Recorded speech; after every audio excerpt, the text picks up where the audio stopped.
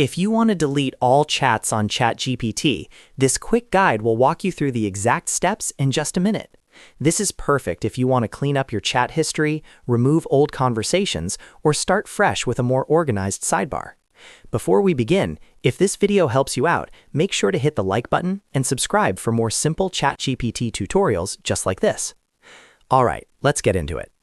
First, open ChatGPT and look for your profile icon. Depending on the device or screen size you're using, this may appear in the bottom left corner or in the top right corner. Go ahead and click that profile icon to open your account menu. From the menu, click Settings. This will bring up the main settings panel, where you can manage your account preferences and privacy options. Once the settings window opens, look at the sidebar and select Data Controls. This section is where ChatGPT keeps options related to your conversation history and other account data settings.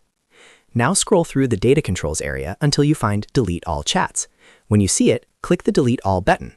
This is the step that begins the process of removing every chat from your account. A confirmation pop-up will appear to make sure you really want to continue. This is an important safeguard, so you do not accidentally erase your conversations. If you are sure you want to clear everything, click Confirm Deletion.